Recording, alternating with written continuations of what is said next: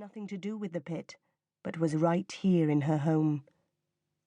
With Myfanwy still in her arms, she'd gone to investigate. The moment she'd opened the door, a blinding cloud of smoke had billowed into the room, making her cough and choke. When she'd found it impossible to get upstairs, she'd run out into the street screaming for help. Alan Pritchard from the house next door was first on the doorstep, followed by some of the other men who lived nearby. They'd wasted no time. They'd sent for the fire brigade, and one of the younger ones had made off at a run for the pit to fetch Ivor Jenkins. It was only when Sarah began whimpering about her mam still being in the house that any of them knew that Gwen Jenkins was inside. The firemen did their best. They put up ladders and tried to get in through the bedroom windows, but the smoke was so thick and so acrid that it choked them. There was no hope of rescuing Gwen. No one could understand how Sarah and the baby had managed to escape until Ivor Jenkins arrived home. Then bit by bit, between her hysterical sobs, she explained how she'd been downstairs with the baby, but her mam had been upstairs in bed. "Trying to get some sleep she was," Sarah sobbed. "Tired out, see, because the baby was being so mardy. I thought if I took Myfanwy downstairs, where Mam couldn't hear her crying, it would give Mam a chance to sleep. She was getting into bed when I left her. There was a candle burning on the chest by the bed, but she said she'd snuff it out before she went to sleep. I don't know what happened after that. Perhaps she forgot about it, or it fell on the bed and set fire to the covers. It was a feather bed. That's why the smoke was so terrible and smelled so awful." "Go on." "The next thing I knew was that there was smoke coming into the room downstairs, choking me. I dashed out of the house with Myfanwy.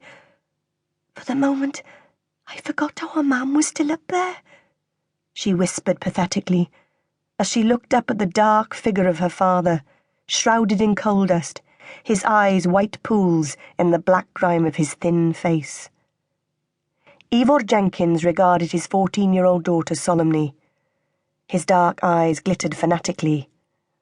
"It's the will of the Lord," he pronounced in a tone that had no compassion or feeling of any sort. "His wrath is terrible to behold." "She was only trying to get some sleep, Dada. She was worn out, see, with Myfanwy crying so much." Ivor Jenkins regarded his daughter sternly. "Lying there in bed, reading one of those stupid love magazines?" Sarah shook her head. "I don't know about that, Dada. Only that she was trying to get some sleep. Myfanwy was crying and keeping her awake, so I tried to help by bringing her downstairs so that Mam could have some quiet." "The devil's trash. That's what those magazines are," Ivor intoned, as though he was not listening to a word Sarah said. "Don't you dare let me catch you reading one, mind," he thundered. Sarah bit down on her lower lip to stop herself saying anything. She knew he hated her mam reading Love Letter, the magazine Martha Pritchard, their next-door neighbour, passed on to her after she'd finished with it. Soppy sentimental rubbish it might be, but it took her mam out of herself, and into a world where a woman didn't spend all her waking hours cleaning and scrimping and trying to make ends meet. It was a world where the men didn't come home from work grimy from head to toe with coal dust, and expect to find a tin bath of hot water waiting in front of the fire, and their wife standing by to scrub the ingrained filth from their back. In the stories in Love Letter, the women were treated kindly, not bawled at when things went wrong. They wore pretty dresses and lived in lovely homes where there were always fresh flowers and soft music in the background, and they served up delicious meals to their families and friends. Sarah and her mother both knew that Ivor disapproved of them reading such things. He called them fairy stories for stupid women who didn't know when they were well off.